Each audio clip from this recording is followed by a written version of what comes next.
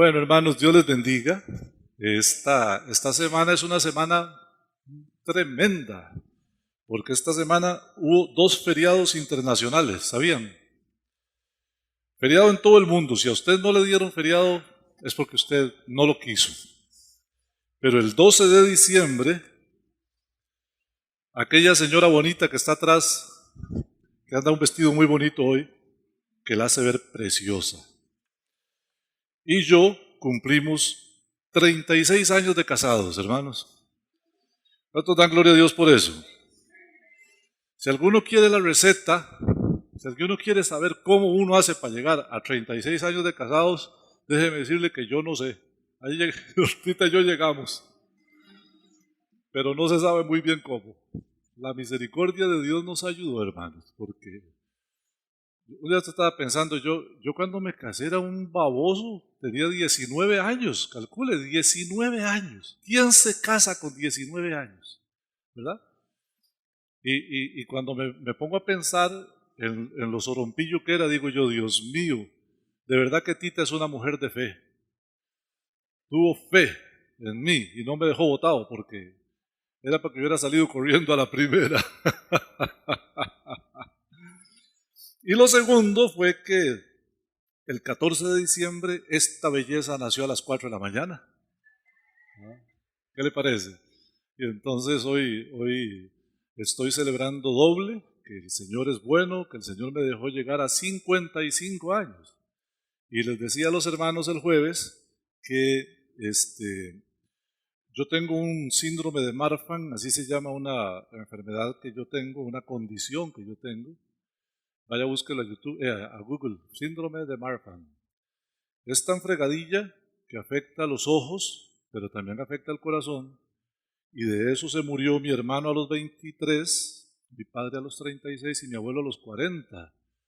Y entonces yo siempre recuerdo, hermanos, y quiero decírselos de verdad, de todo corazón, hay un texto en la Biblia que a mí me ha marcado la vida, es el capítulo 3 de Proverbios, de los versículos 1 al 10.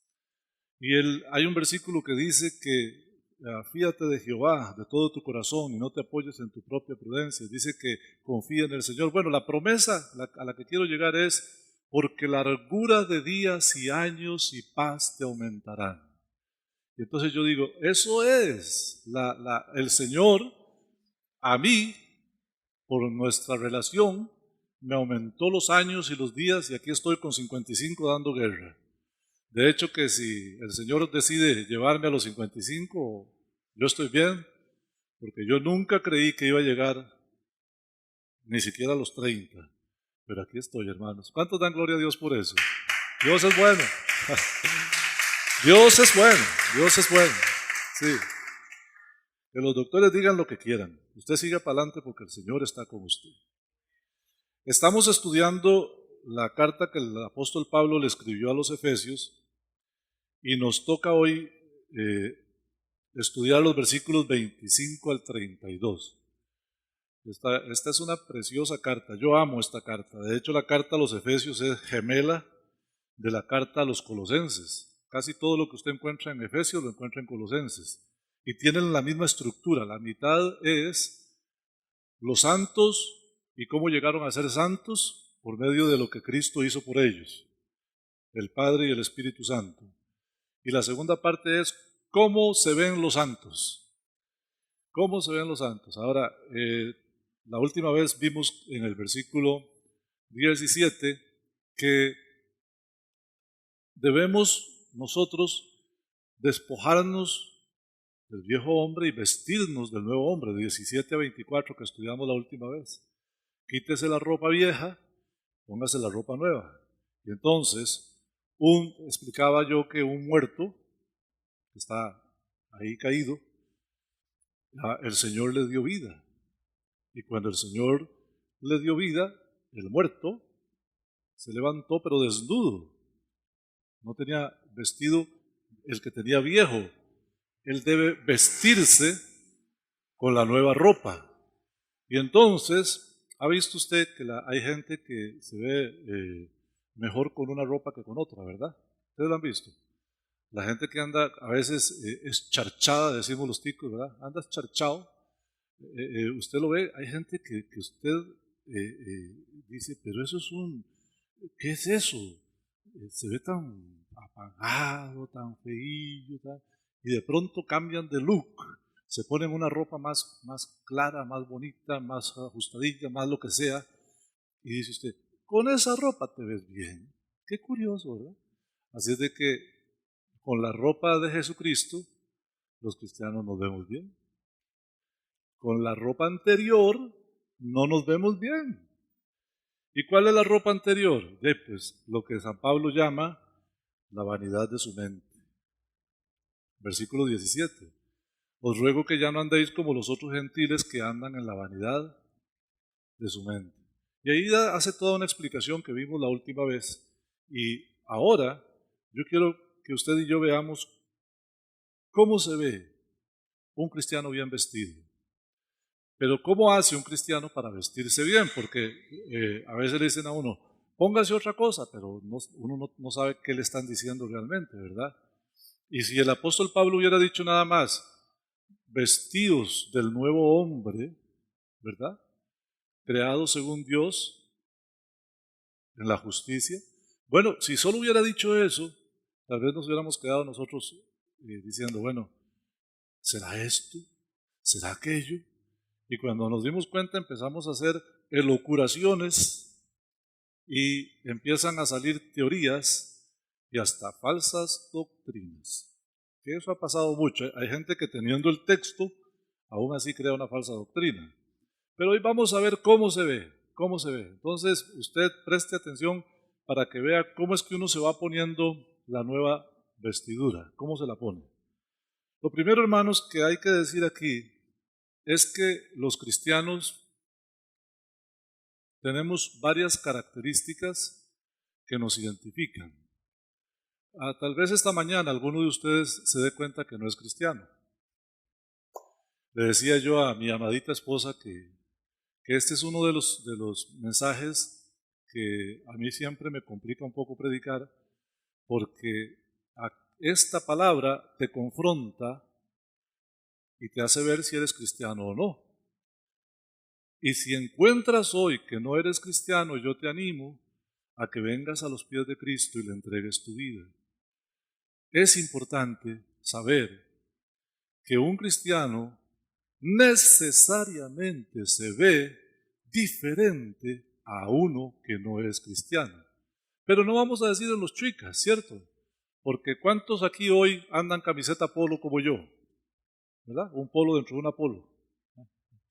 A ver, levanten la mano los que andan camisetas así de 3 botones y un cuellito y esa cosa. Somos varios, ¿verdad? ¿Y cuántos cree usted que andan en la calle igual que usted y que yo? Esto se vende pero por toneladas. Entonces no estamos hablando de la ropa, no estamos hablando de esta ropa. Estamos hablando de la vida espiritual, estamos hablando de la vida que está al frente de todos, de cómo somos, de lo que hacemos. De eso estamos hablando. Bueno, una de las características que identifica a un cristiano es la obediencia a la palabra de Dios. Fíjate qué interesante. Y aquí hay gente que tiene sus bemoles. Hay cristianos que le obedecen a una parte de la Biblia y a la otra no. Se crearon un Dios para ellos, un Dios personal, que les permite algunas cosas y solo les prohíbe otras, y entonces le dicen a Dios, ok, Dios, yo puedo obedecerte en esto, pero en esto no. ¿Sabe que Dios no está interesado en eso? Escuche esto que voy a decirle, es muy importante. La obediencia a medias es desobediencia. La obediencia a medias es desobediencia. Ahora, no estoy hablándole aquí de cumplir toda la ley, porque ninguno de nosotros puede cumplir la ley. Pero estoy hablándole de que el cristiano se esfuerza en la gracia. Pablo lo habla en otro texto. Esforzados en la gracia. ¿Qué significa? Que yo hago mi mejor esfuerzo para obedecer la palabra de Dios. Que yo estoy un día sí y otro también vigilante de mis acciones y estoy yendo en la dirección de santificarme para Dios, obedeciendo su palabra. Bueno, Jesús le dijo a los judíos que habían creído en él, San Juan capítulo 8, verso 31, vosotros, si permaneciereis en mi palabra, seréis verdaderamente mis discípulos. Hay que permanecer en la palabra para ser verdaderamente un discípulo. Entonces, hay mucha gente en la iglesia que no es discípulo. Y hermanos, una de las cosas que pasaba con Jesús es que él les decía a las multitudes alguna cosa y usted veía que muchos venían detrás de Jesús y cuando Jesús empezaba a hablar la palabra, muchos así como habían venido, así iban jalando, se iban. Porque no todos están dispuestos a cumplir la palabra. Como Jesús dijo, aquí el problema no es tanto que no obedezcan, el problema es que unos van para el cielo y otros no van para el cielo. No todo el que me dice Señor, Señor, entrará en el reino de los cielos, sino el que hace la voluntad de mi Padre que está en los cielos. La desobediencia per se no te lleva a la condenación en el sentido de que, yo fallé en una cosa que dice la Biblia, bueno, me arrepentí, el Señor me perdonó, pero fallé otra vez. No estamos hablando de eso. Estamos hablando de que la desobediencia es una evidencia de que usted no ha nacido de nuevo. Si usted no obedece la palabra, usted debe empezar a pensar, caray, ¿yo habré nacido de nuevo? Porque la obediencia es una evidencia de que yo nací de nuevo. Jesús le dijo esto a los judíos que habían creído en él, pero ¿qué le parece si vemos lo que Pedro escribió en la primera carta de Pedro, en el capítulo 1 y en el verso 14? Primera de Pedro 1, 14. Si usted puede leerlo en su Biblia, mejor, porque ahí tenemos una versión que no es la misma que uso yo, la Reina Valera 1960. Para tener la 960 ahí, tenemos que pagar $300 por año, y este año no los pagamos. Entonces, en enero vamos a hacer una recolecta, varios cultos al final del culto, para entre todos poder pagarla y tener la versión 1960 ahí, porque en realidad no es ni tan caro. Si usted divide, cuesta como $3,000 por culto, pero hay que pagarlo de un solo sopapo. Entonces, búsquelo en su Biblia de papel. Primera de Pedro 1:14 dice, como hijos que, obedientes, no os conforméis a los deseos que antes teníais estando en vuestra ignorancia. Aquí la exhortación es, usted debe ser obediente, no se acomode a vivir como vivía antes. Yo les decía, es como coger los chuicas del muerto, del indigente muerto, y ponérselos. Pedro está diciendo, no se ponga los harapos. Eso es porque usted antes vivía en ignorancia. Ahora, asuma que usted es un hijo obediente y ya no se acomode a eso. Y vea lo que sigue diciendo el apóstol Pedro en el verso 15. Sino, como aquel que os llamó es santo, sed también vosotros santos ¿en qué? En toda vuestra manera de vivir. No hay por dónde perderse. Toda vuestra manera de vivir significa en todas las áreas de su vida. Y ahora, dentro de un ratito, vamos a ver 5 cosas en las que usted debe ser santo. Debe ser santo pareciéndose más a Cristo y menos a usted. Con esto de la obediencia a la palabra, todo este preámbulo es porque cuando te hable de esas 5 cosas que dice el texto que vamos a ver hoy, necesitamos estar conscientes de que necesitamos obedecer. Porque si no obedecemos, de nada sirve que yo te las diga.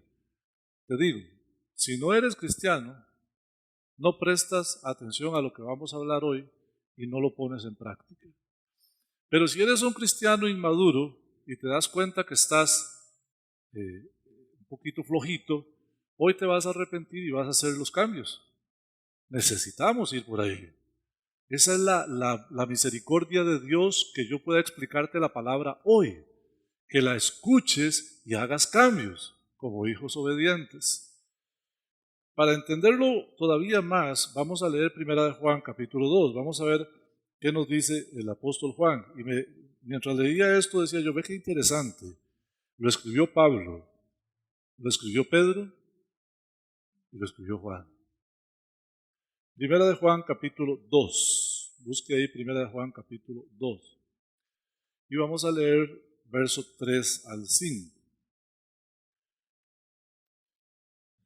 Y en esto sabemos nosotros los cristianos que nosotros le conocemos. ¿A quién? En esto sabemos que le conocemos. ¿A quién? A Cristo. Ajá. Si guardamos sus mandamientos. Aquí es donde nos damos cuenta si somos cristianos. Si guardamos sus mandamientos, sí le conocemos. A veces, conversando con algunos hermanos de algunas personas, por ejemplo, un día de estos una hermana me dijo que se estaba hablando con alguien ahí para hacerse novia de él, ¿verdad? Y él, están ahí en esas cosas, ¿verdad? Peloteando. Y yo, la primera pregunta que le hago a cualquier hermana de esta iglesia que me cuente que está peloteando, algunas prefieren no contarme, ¿verdad? Hubo una que vino a una consejería una vez y le digo yo, ¿y hermana, en qué le puedo servir? No, pastor, solo venía a contarle que me casé. ¿Cómo? Sí, me casé. ¿Por qué no me dijiste nada? Es que él no es cristiano. Por supuesto que no me iba a decir ni papa, porque donde me llegue a decir que está hablando con un novio, yo lo primero que pregunto, ¿saben qué es lo primero que pregunto? ¿Es cristiano? Y la respuesta que me dan muchas veces es, él conoce. ¿Qué va a conocer ni papa? Aquí dice que el que le conoce a Jesús guarda sus mandamientos. Conoce no es el que ha oído hablar, no. Él es conocedor de la palabra. Tampoco tu abuela, no conoce nada.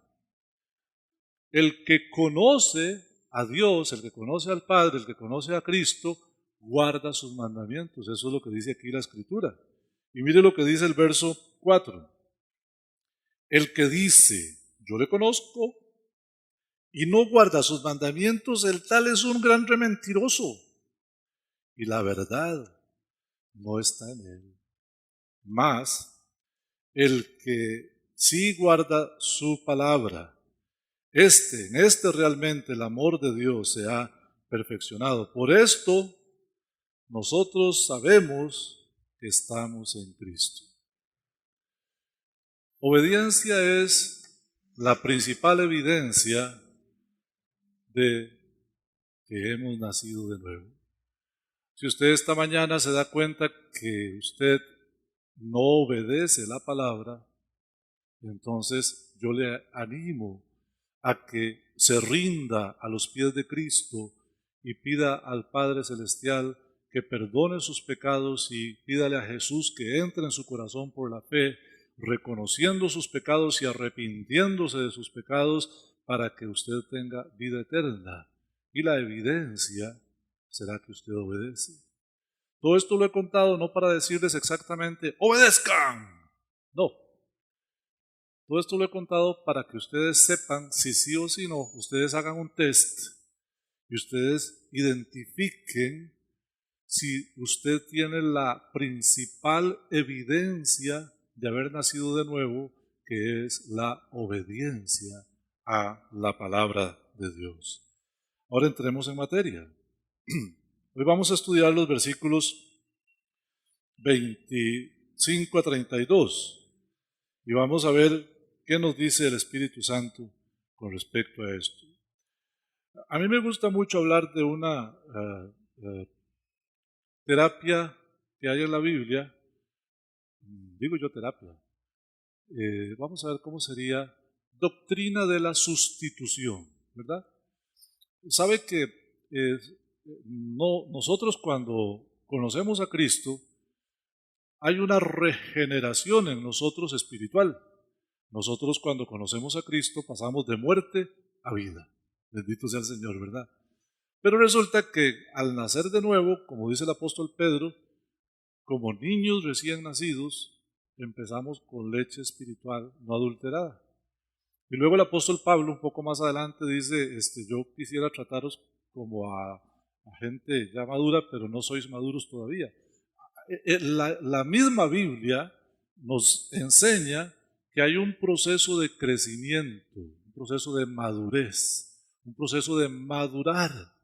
Ciertamente no somos como fuimos hace 20 años, ni ustedes ni yo, sino que con la ayuda del Señor, hoy estamos un poquito mejor, un poquito más maduros que hace 20, 30 años. Ese proceso se llama regeneración progresiva. Entonces hay regeneración espontánea, que es que pasamos de muerte a vida, chupulum, de un solo tiro, y si nos morimos en el segundo siguiente vamos para el cielo. Y luego está la regeneración progresiva, que es que a partir del minuto 1 que aceptamos a Cristo, vamos en un caminar, en un peregrinar, creciendo según conocemos a Cristo a través de la palabra de Dios. Entonces, lo que va pasando es que el Señor va quitando cosas de nuestra vida anterior y poniendo cosas nuevas. Eso es una obra del Espíritu Santo.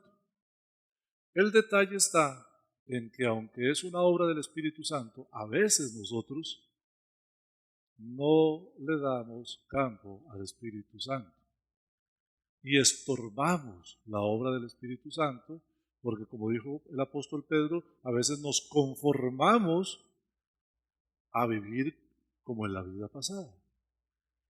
Hay que dejar el pasado en el pasado.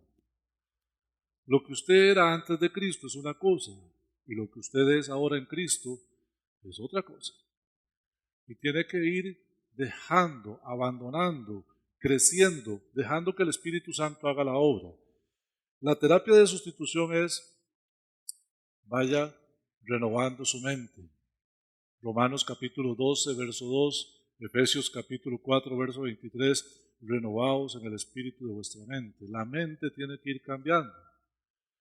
Tiene que ir cambiando. Pero hay dos formas en que la mente cambia. Una, lo que el Espíritu Santo va haciendo y usted le permite hacer.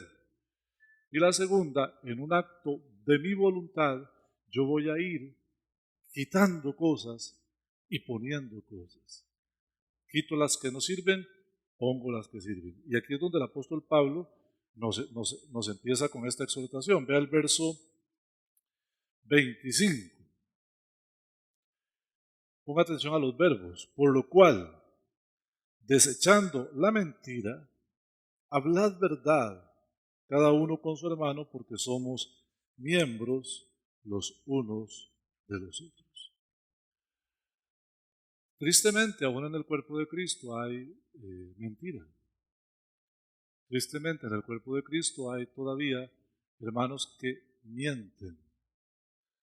Hay dos tipos de mentirosos, los que mienten y los que mienten. No, los que mienten accidentalmente, ¿verdad? Hay mentiras que usted nunca pensó y cuando se dio cuenta dijo una mentira. Eso es accidental.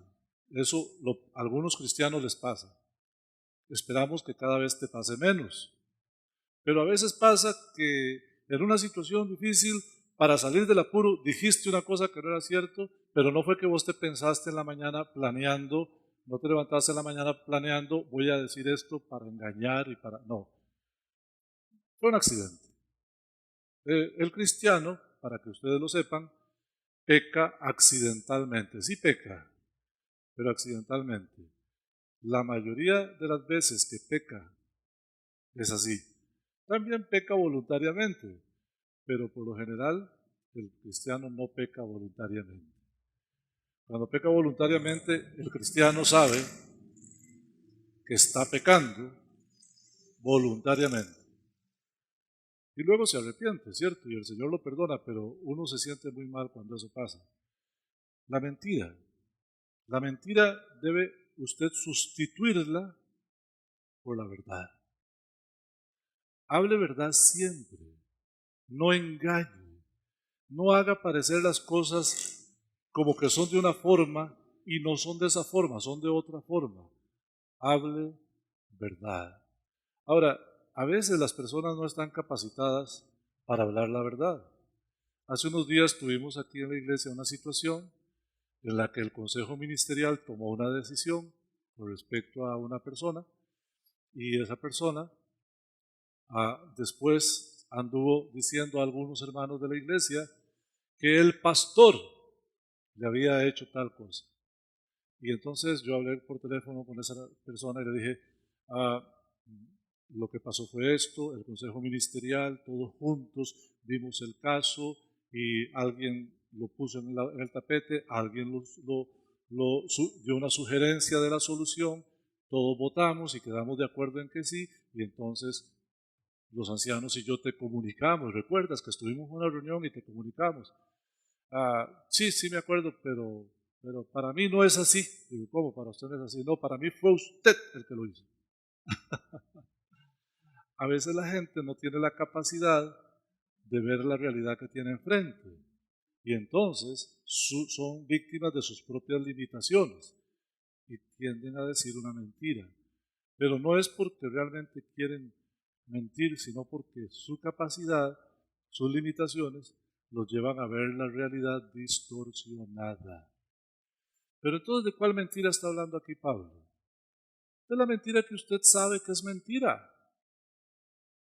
Hablaba con mi cuñada esta semana, que vino a visitarnos, y yo le decía a ella, ¿no te pasa que a veces estás enfrente de alguien que te está mintiendo, que sabe que te está mintiendo, que sabe que vos sabés que te está mintiendo y que te sigue mintiendo?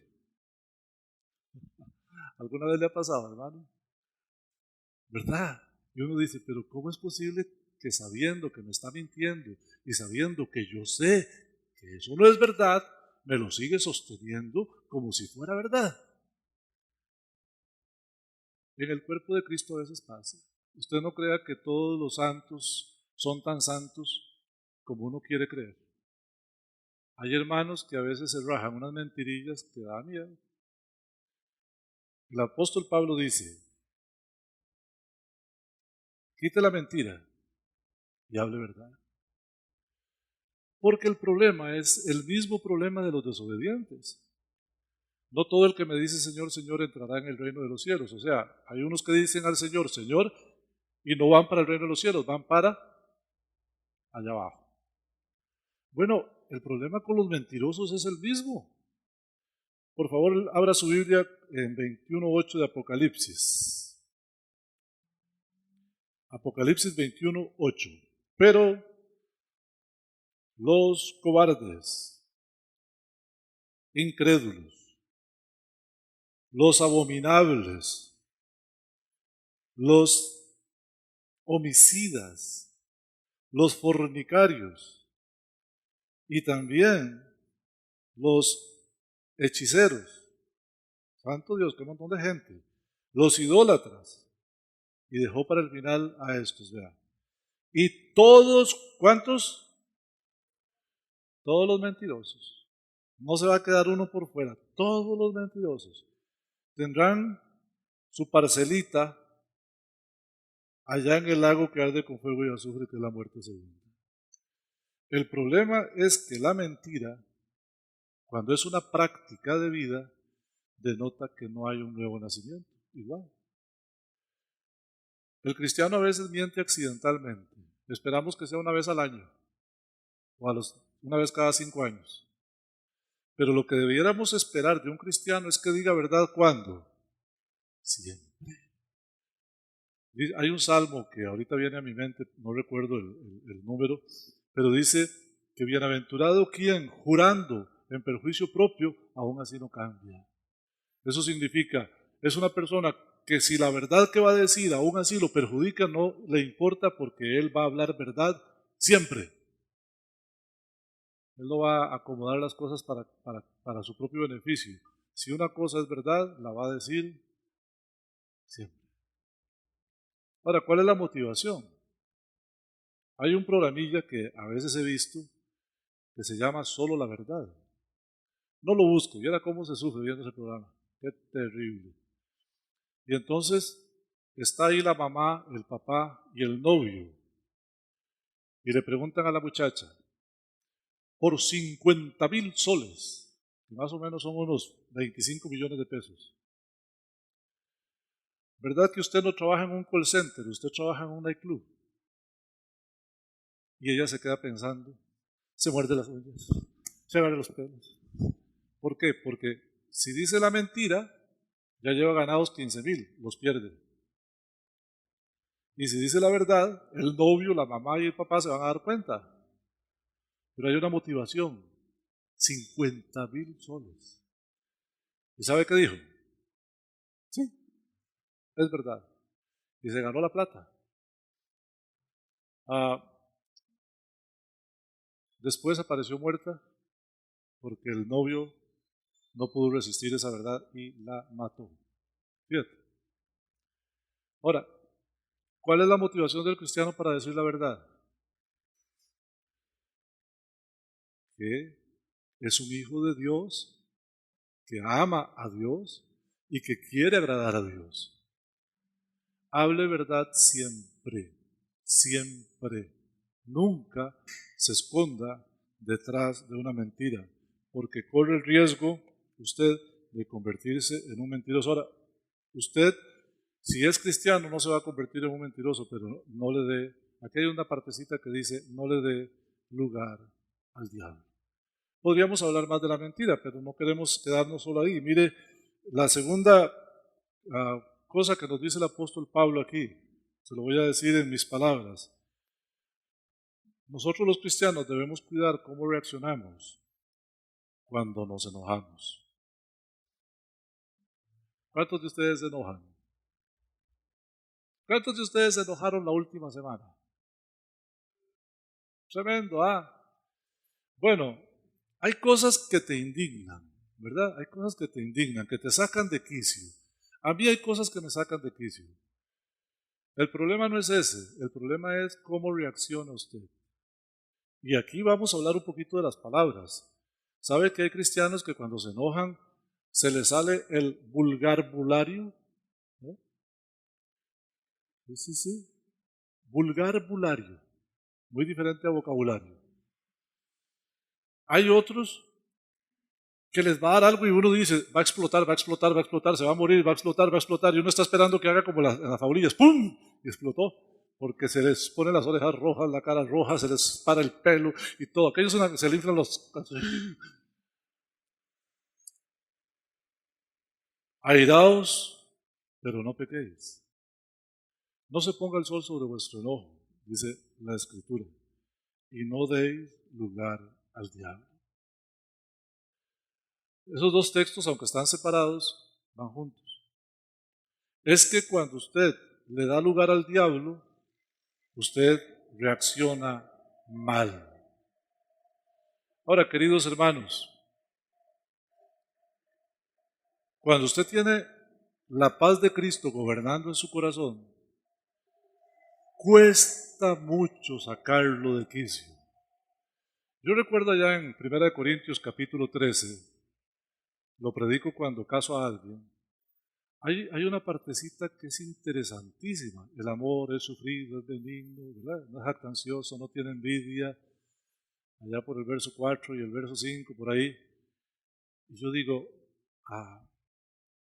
¿cuántos se enojan con la gente de su casa? Dígase sus hijos, su esposa, su esposo. ¿Cuántos se enojan? Y la cosa se pone cuesta arriba. Y ahí dice, el amor es sufrido, es benigno, no es jactancioso, no tiene envidia, no se irrita. Fíjate, el amor no se irrita. ¿Sabe? Cuando una persona se enoja, le falta amor. Porque el texto en 1 Corintios 13 no dice a veces se irrita o se irrita poco. El texto en 1 Corintios capítulo 13 dice, el amor no se irrita. Hace unos días alguien me preguntó, porque a veces los hermanos en la iglesia hacen cosas que te pueden sacar de quicio. Y pastor, pero yo veo que usted en lugar de regañarlos, usted los trata con cariño y los trata, porque el amor no se irrita. Si yo no te amo, yo me irrito. Y ahí es donde viene el pecado. Airaos, pero no pequéis. No se ponga el sol sobre vuestro enojo. Algunos hipócritas leen esto y se quedan despiertos hasta medianoche para agotar hasta el último minuto. Y en el último minuto dicen, arreglemos esto para que no se ponga el sol sobre nuestro enojo. Pero solo porque aquí da un lapso de tiempo, pero no porque les nace. Es que el tema de airarse pero no pecar significa amar. Fíjese usted con su prójimo. ¿Por qué usted se enoja contra su prójimo? ¿Le falta amor? Porque el amor no se irrita. Usted va llegando a un seda y se le metió un carro donde no tenía que meterse. Y usted se le sube todo el apellido. Pero usted no se da cuenta que en ese carro va una persona hecha a imagen y semejanza de Dios. Tiene la imagen de Dios en él. Y que es una persona que por A o por Y cometió un error. Si usted ama a su prójimo, usted lo pasa por alto. ¿Ah? Si a usted le falta amor de Dios en su corazón, usted le grita a 4 y no le importa insultarlo, y como vimos un día de estos, hasta sacar un revólver y empezar a volar bala. Cuide su reacción y no le dé lugar al diablo. Ame a todos. Al que le robó, al que lo maltrató, al que lo insultó. Pastor, pero ¿cómo se le ocurre decirme eso? Pero no está escrito en Mateo capítulo 5, palabras de Jesús, allá por el verso 17 o 18, que dice que orad por los que os ultrajan y bendecid a los que os maldicen y os persiguen. ¿No dice Jesús que nosotros debemos ir más allá de lo que dice la ley y amar a nuestros enemigos? Hasta nuestros mismos enemigos hay que amar. Esa cosa de enojarse, querido hermano, tiene que ver con una tremenda falta de amor. Usted se enoja porque alguien hizo una babosada. Recuerde, usted y yo y el resto de los habitantes del planeta somos víctimas de nuestras propias limitaciones. Y tal vez usted tenga la suerte de ser un poquito más inteligente que otro, pero eso no significa que usted es el más inteligente de la tierra. Entonces, así como Dios tiene misericordia de usted y con todos sus defectos, usted y yo debemos tener misericordia de los demás con todos sus defectos. Aunque usted no me diga a mí. Santiago, el hermano de Jesús, que era pastor en la iglesia de Jerusalén, escribió, Santiago 1:20, porque en la ira del hombre no obra la justicia de Dios. ¿Ves? Santiago 1:20, porque en la ira del hombre no obra la justicia de Dios. En pocas palabras, cuando usted está de chicha, está solo. El Espíritu Santo se hizo a un ladito y dice, no seas tan ingrato. Tercero, sustituya el hurto por el trabajo. Verso 28. El que hurtaba ya no hurte más, sino trabaje haciendo con sus manos lo que es bueno para que tenga que compartir con el que tiene necesidad. En este voy a hablar poquito, porque yo espero que ninguno de aquí hurte, que es robar. Pero sí a veces se hurta de algunas maneras. Si usted tiene una deuda y no la quiere pagar, usted está hurtando. Porque hurtar significa aprovecharse de la confianza de otro para adueñarse de lo ajeno. Eso significa. Robar es violencia, es quitar. Pero hurtar es aprovecharse de otra persona para adueñarse de lo ajeno. Entonces, si alguien a usted le prestó plata, lo hizo pensando que usted le iba a pagar, ¿cierto? Si usted no le paga, usted se está adueñando de lo ajeno, aprovechándose de la bondad del otro, o de lo sorompo que fue el otro por prestarle plata. Hermanos queridos, la Biblia dice no debáis nada a nadie. No significa que el cristiano no pueda pedir prestado. Ese no es el sentido del texto. El sentido del texto es, pague lo que debe. Si a usted se lo prestaron, si a usted se lo vendieron, pague lo que debe. El que hurtaba no hurte más, sino trabaje y con sus manos haga lo bueno para que tenga que compartir. El segundo principio que hay aquí es que muchos no se han dado cuenta que los bienes que Dios les ha dado son para compartir con el que tiene necesidad. Primera de Juan 5:18 dice, el que tiene bienes de este mundo y ve a su hermano padecer necesidad y cierra contra él su corazón y la billetera, eso lo agregué yo, ¿cómo mora el amor de Dios en él? Cuando Dios te da, no es porque vos, como sos el más carga de la tierra, y Dios te tiene chineado, como dicen algunos, ¿verdad? Es que yo soy el chineado de Dios, entonces Dios me pone plata en la cuenta, y plata, y más plata, y más plata, y esa cuenta va creciendo, y va creciendo, y va creciendo, y va creciendo, y va creciendo, y mi hermano se lo está llevando el diablo, pero no importa que se lo lleve el diablo, siga creciendo, creciendo. Eso no es de Dios. El mismo Jesús nos enseñó. Y aquí dice, del fruto de su trabajo, comparta con los que tienen necesidad. Por eso yo siempre digo que no hay nada como un cristiano tacaño, eso no existe. Y si usted cree que es cristiano y es tacaño, ay hermano, hoy es un buen día para entregarle su vida y su corazón a Jesucristo.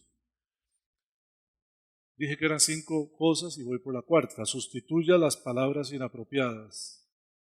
Construya y no destruya con sus palabras. Fíjese lo que dice los versos 29 y 30. Ninguna palabra corrompida salga de vuestra boca, sino la que sea buena para la necesaria edificación, a fin de dar gracia a los oyentes.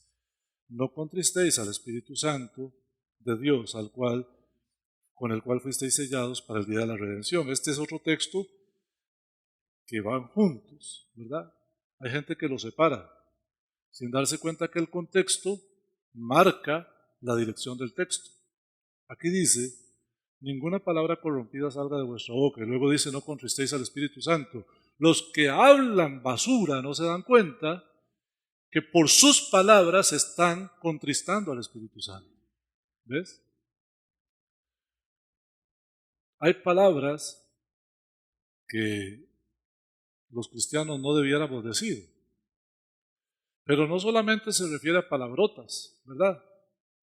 Esas palabras que yo no voy a decir en el púlpito, pero que cuando usted se maja un dedo con un martillo, a algunos les florecen esas palabras, ¿verdad? Sí. No, no es de esas palabras que está hablando. Esas tampoco. Pero fíjese, lo que le voy a decir es algo grave. Ayúdame, Señor. Fíjese que esas no son las peores palabras corrompidas que salen de la boca. Las palabras corrompidas son aquellas palabras que hacen daño. Aquí dice, no use palabras corrompidas, sino sustitúyalas por las buenas palabras que son para la necesaria edificación.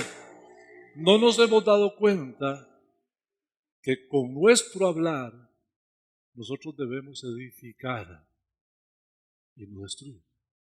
Y las palabras corrompidas son las que destruyen. Es cuando usted hace sentir mal a alguien con sus palabras. Hay gente que es especialista en decir cosas que hace sentir mal al otro. Un principio para todos los cristianos. Si lo que usted va a decir va a hacer sentir mal a alguien, no lo diga, aunque sea verdad y aunque usted tenga razón. Porque sea verdad y usted tenga razón, no lo autoriza para destruir. El apóstol Pedro dijo, fuisteis llamados para heredar bendición. Y no solo para heredarla a nosotros, sino para traspasar bendición.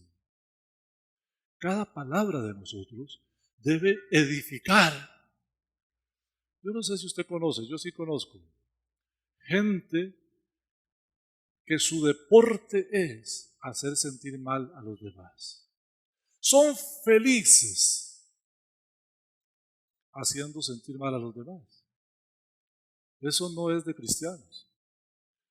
El cristiano debe buscar las palabras. Cada vez que va a decir algo usted, busque las palabras para edificar. Y si no van a edificar, si van a destruir, no diga nada. ¿Por qué? Porque usted va a contristar al Espíritu Santo de Dios. Usted va a decir, ¿cómo? Bueno, le voy a dar un solo ejemplo. Un día Jesús está ahí con los discípulos y entonces Juan, no me acuerdo cuál es el otro, el hermano de Juan, ¿cuál era? Jacobo. No sé. Jesús, allá andan unos chavalos predicando que no andan con nosotros. ¿No sería bueno como que hagamos caer fuego del cielo y los consuma? Eso es como que allá hay una iglesia diferente. Qué bueno sería que el Señor la cerrara. No. ¿Sabe qué dijo Jesús? Vosotros no sabéis de qué espíritu sois. Es lo mismo que el Espíritu Santo le dice al que destruye con las palabras. Vosotros no sabéis de qué espíritu sois, porque el Espíritu de Dios no es un espíritu de destrucción, es un espíritu de edificación. Por eso, aunque usted tenga razón, y aunque sea verdad, hay verdades que solo sirven para destruir. Quédese callado. Usted me dirá, ¿en serio, pastor, me tengo que quedar callado? Sí. Salmo 4:4. Voy a dejar que alguien lo lea. Salmo 4:4. Alguien que se ponga de pie y lo lea en voz alta para que todos lo oigamos. ¿Qué dice el Salmo 4:4?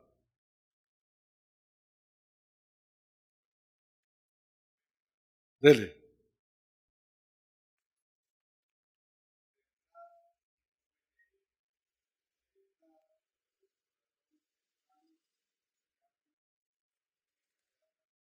Ahí está.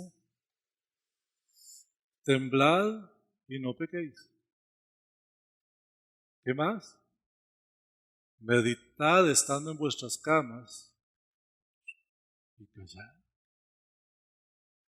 Cuando usted piense bien las cosas, usted se va a dar cuenta que hay verdades que solo sirven para herir. Si una persona es muy tonta y usted le dice que es tonta, ¿usted edifica o lastima? Usted tiene razón tal vez. Hay hermanos que usan con frecuencia la palabra estúpido. Es que es un estúpido, una estúpida. La palabra está en la Real Academia Española, es real. Pero ¿de qué sirve decirlo? ¿Edifica? ¿O solamente es un desahogo, es una catarsis? Si usted necesita catarsis, cómprese una bicicleta y váyase a dar vueltas por Atenas. Póngase a correr, póngase a hacer ejercicio, haga cualquier cosa. Pero ¿para qué hacer catarsis esbozando palabrotas aunque la otra persona no esté presente? Yo tengo una particularidad con esto. A mí me molestan mucho las malas palabras. Voy a decirles cuáles palabras me molestan. Estúpido, estúpida, tonto, tonto, tonta, yegua, caballo, idiota, HP, que no es Hewlett Packard, Todas esas palabras, insultos, a mí me lastiman. Entonces, si se las dicen a una persona, yo me siento mal. Yo le digo a la gente que, increíble, pero yo siento una cosa aquí, exactamente aquí, como un vacío, como un desasosiego aquí. Y si usted está hablando conmigo de otra persona y dice, es que ese es un estúpido, yo siento lo mismo. Y yo lo comparo, aquí voy a tener que decirlo con que lo comparo, porque si no ustedes se van a quedar sin saber cómo es. ¿A usted no le ha pasado que usted a veces está a la par de alguien, no sé, en la fila del seguro, o en la fila del bus, o en la parada de taxis, y de pronto empieza a llegar un olor feo? Y alguien dice, cochino ese perro. Y no es el perro, sino algún mortal que comió frijoles ayer. ¿Les ha pasado? ¿No les ha pasado? Y uno no hay donde meterse porque uno vuelve a ver y dice, uy, mientras no crean que fui yo. Así son las palabras corrompidas. Corrompidas significan están aquí, salen por aquí y contaminan todo lo que está alrededor. Sí, hermano. La murmuración es corrupción porque daña. Todo lo que dañe. Aquí dice, necesaria edificación. Hermano, abra su boca solo para edificar. Y si no, la palabra dice, cállese. Usted siente que necesita hacer catarsis. Sí, entonces sustituya las palabras.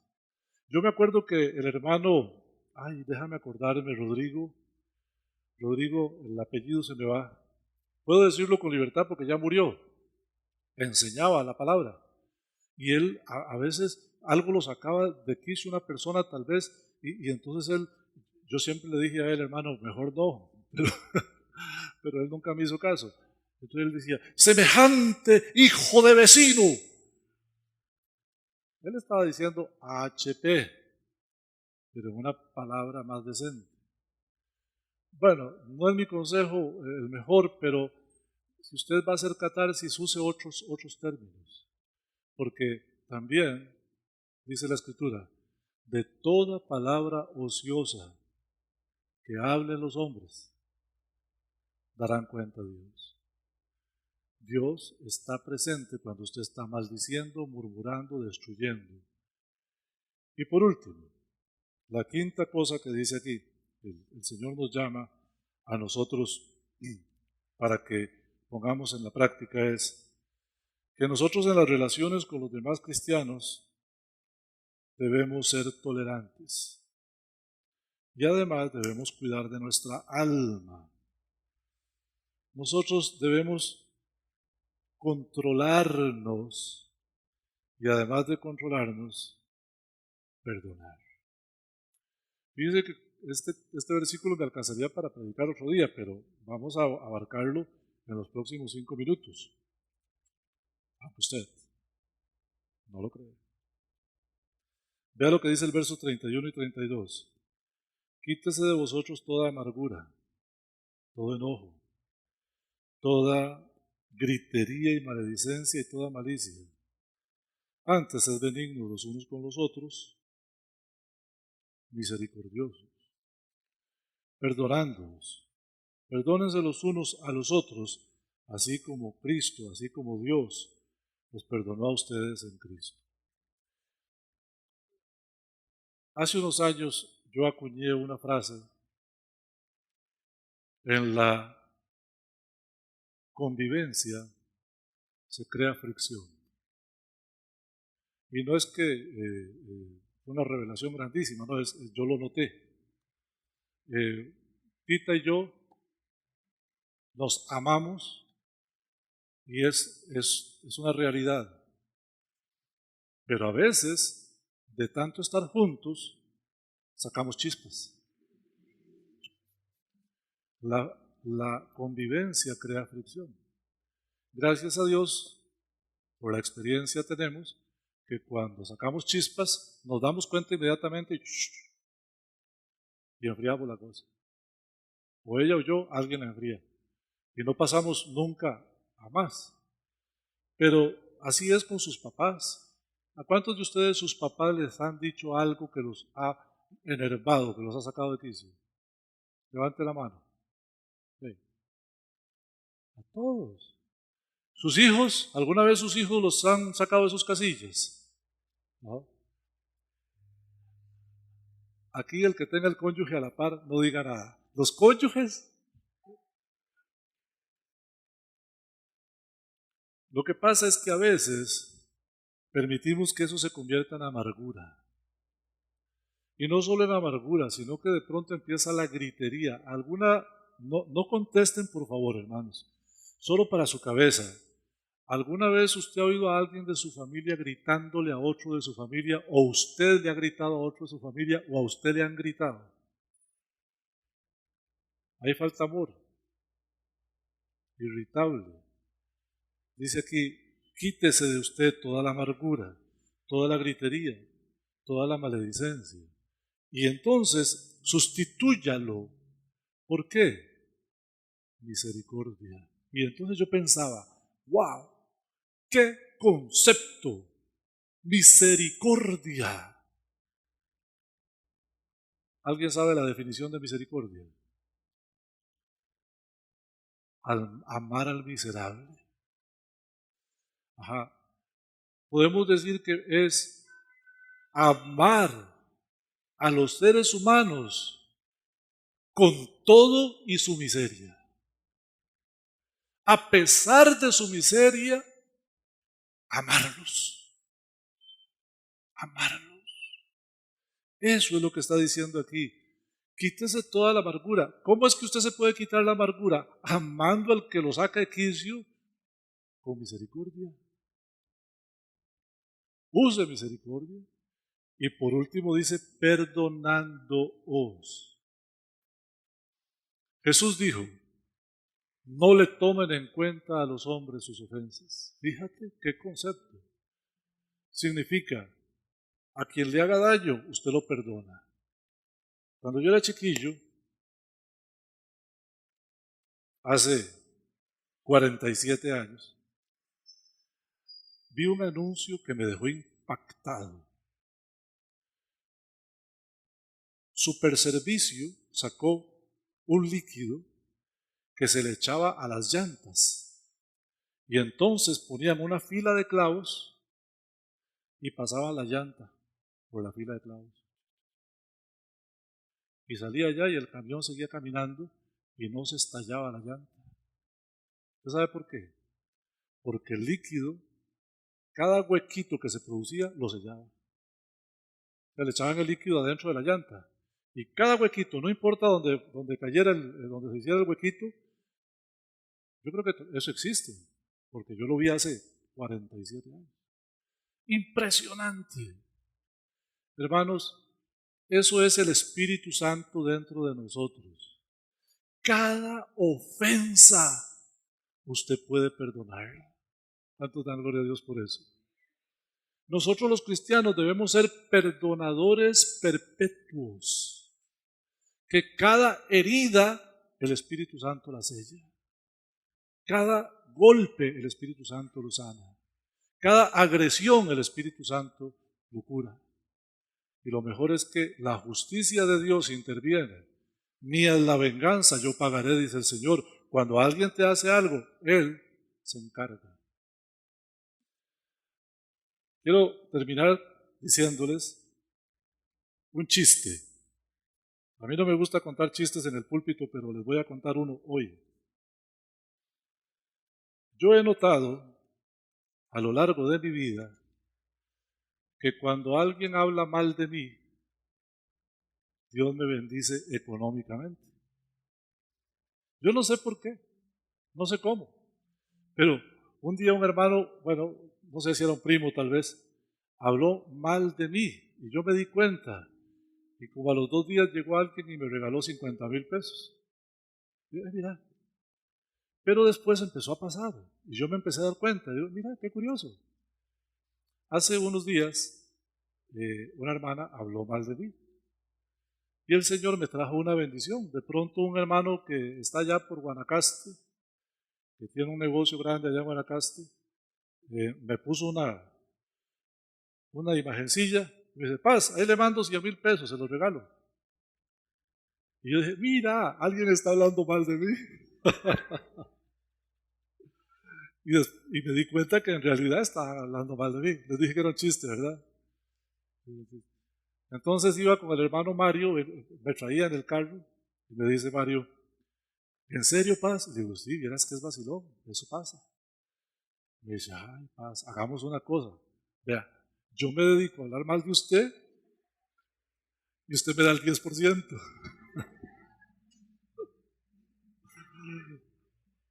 Buen negocio, ¿verdad? Son de esas cosas que hace Dios, hermano. Pero déjeme decirle esto.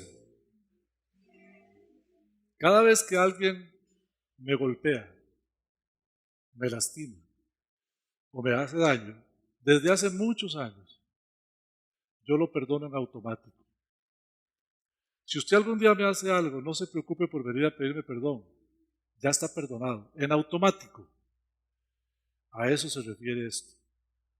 Yo quiero invitarlos a ustedes hoy a que a partir de hoy sean perdonadores automáticos. Porque mía es la venganza, yo pagaré, dice el Señor. Y entonces, sobre aquella persona va a venir la justicia de Dios y sobre usted la bendición. Porque yo no creo que sea conmigo. Yo no creo que sea que yo soy especial. Yo creo que si usted lo hace como yo lo hago, a usted le va a pasar igual. Porque es para todos. Señor, gracias por darnos la bendición de estar esta mañana en tu casa y aprender tu palabra. Señor, ayúdanos para ser obedientes a tu palabra, para que como hijos obedientes ya no nos conformemos más, Señor, a lo que éramos antes, sino que seamos santos como tú eres santo, Señor, y que la evidencia sea nuestra obediencia, Señor, y que podamos poner en práctica, Señor, tu palabra, Señor. De verdad que sí, que podamos llevar adelante, Señor, hablando verdad, Señor, no pecando cuando nos oiramos, no dando lugar al diablo, Señor, quitando de nosotros la amargura, no aprovechándonos de la gente para quitarle lo que es suyo, Señor. Ayúdanos, Señor, para que nuestras palabras sean de edificación y no de destrucción. Guárdanos, Señor, de todo mal y ayúdanos a parecernos más a Cristo y menos a nosotros, por Cristo Jesús. Amén. Y amén. Hermanos, Dios les bendiga. A los que van a estar en la cena del 24, la cena va a tener por cabeza 3,000 colones de costo. Va a ser algo especial, de verdad que sí. Ya está preparado. Bueno, van a prepararlo, pero ya está coordinado. Y los esperamos aquí a las 7 de la noche, de hoy en 8 para la cena. Pero el culto del 24 va a ser a esta hora, a las 10. Va a ser un culto especial. La escuela dominical va a tener un programa muy bonito. Si usted quiere traer una canción y cantarla, si usted quiere traer un poema y recitarlo, si usted quiere traer una palabra y leerla, va a haber campo para todo eso. Vamos a tener una pachanguita espiritual de hoy en 8 a las 10 de la mañana. Vayan en paz y que el Señor me los bendiga mucho.